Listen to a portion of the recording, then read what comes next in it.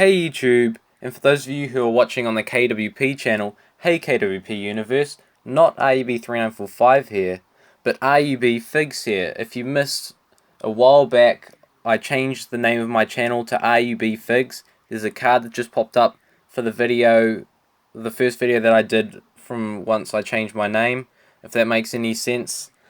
And as you can tell by the title of this video, I'm here to predict the Royal Rumble 2017. I'll be challenging for the KWP title as I was unsuccessful at Survivor Series. I was very close to winning it, but I just came a little bit short. But before I get to that, I'd like to inform you of a free figure giveaway contest that is underway right now. It is for a Series 62 John Cena figure, brand new, still in its box. There's a card that just popped up for the video of the contest, so you can enter it. The rules are simple: be subscribed to my YouTube channel and comment on the video saying that you are entering. But the full rules are in the video of the from the card that just popped up earlier. So yeah, go check that out. You can win yourself a free John Cena figure. Even if you don't want it, it'd make a great gift for a WWE fan, or even you can just sell it and make some money. So yeah, there's more you can do with it if you didn't want it for yourself. Now onto the Royal Rumble predictions. We've got 3 kickoff matches. I think that's a first. It could be. I don't know. Maybe WrestleMania did it, but I'm not 100% sure. The first one is Sasha Banks versus Nia Jax. I don't think there are any special stipulations on this match, but I have to say Sasha Banks is going to win this one. Nia Jax has put over Bayley in the past, and that's why I think Sasha Banks will win here, unless there is controversy. Then Nia Jax will win, but I don't see that happening in the kickoff of all places. So yeah, Sasha Banks to win. The next one is for the Raw Tag Team Championships, as Cesaro and Sheamus defend the titles against Gallows and Anderson in a match where there will be 2 referees. It's very confusing. I don't really understand it that well. But Gallows and Anderson have been unsuccessful every single time that they challenge for the Tag Team Championships. Now with this special stipulation, as a heel tag team, I don't think they'll be able to find any way to cheat. So they'll either get disqualified, or they're going to lose clean to Cesaro and Sheamus. Now the third kickoff match, and the final one, is a 6-woman tag team match between, on the first team, Becky Lynch, Nikki Bella, and Naomi, and their opponents, Alexa Bliss, Mickie James, and Natalya. This is pretty much a pointless match in my opinion. If I had to pick a winner, I'd probably say Alexa Bliss, Mickie James, and Natalya, just because this is Mickie James' first official match back in WWE as a part of the SmackDown live roster. That's really all I have to say, because there's been no build up to this tag team match, so that's just a guess.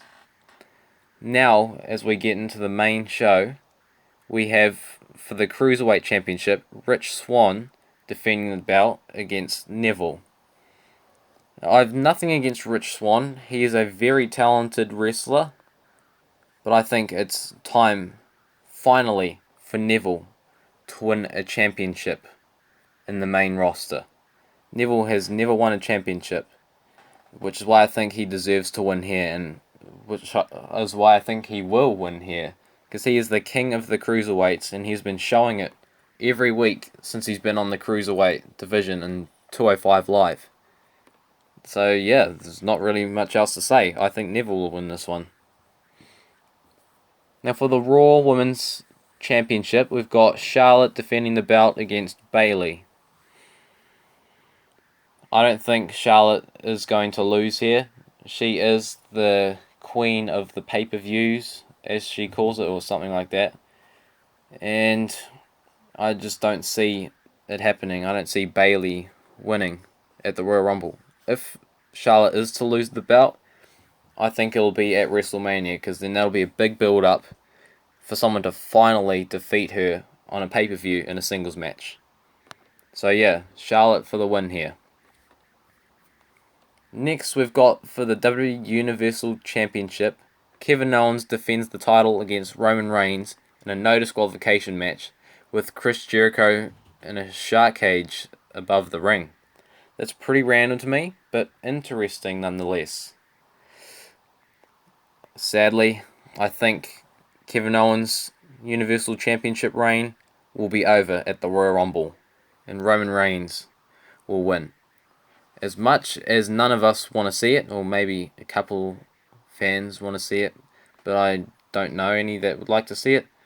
But yeah, I think Roman Reigns will win, and I'll tell you why in a minute.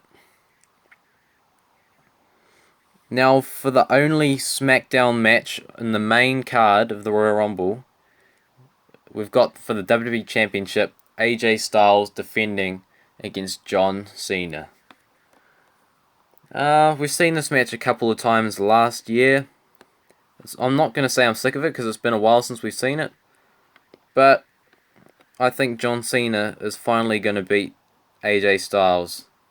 AJ Styles will not beat up John Cena, but John Cena will finally get a win over AJ Styles and win the WWE Championship and go on to defend the belt at WrestleMania. I don't know against who yet, but I think AJ Styles' time is up and John Cena's time to become the 16-time champ is now. Now for the main event, the match that everyone is talking about every year. This is the match that everyone talks about. It's the 2017 Royal Rumble match. This is probably going to be the biggest Royal Rumble match in history. I can't think of any other Royal Rumble match that was bigger than this. So many big superstars are going to be a part of this match. It is quite hard to predict. The last 3 or so years have been really easy to predict the winner, from Batista to Roman Reigns to Triple H last year. But it's not going to be as easy to pick a winner this year. It's taken me a while to think about this, but actually first, I'll predict some surprise entries. I do not think Kenny Omega will make an appearance at the Royal Rumble. I don't think his contract would allow him to cross over to WWE for one night, especially because it looks like he is re-signed with New Japan Pro Wrestling for a year. That's just the rumor at the moment. I don't know, but even if he wasn't to re-sign with New Japan Pro Wrestling, I think his contract wouldn't expire until a day or two after the Rumble anyway, so that's pretty much impossible. One entry that I think is quite obvious is Samoa Joe, but I don't think he'll win. As cool as it would be to see him win, I just don't think it's going to happen. Not with all these legends hanging around. But with in between us KWP competitors, we have to try and pick a surprise entrant to win. That's going to be a prediction, and also to predict a winner out of the announced competitors.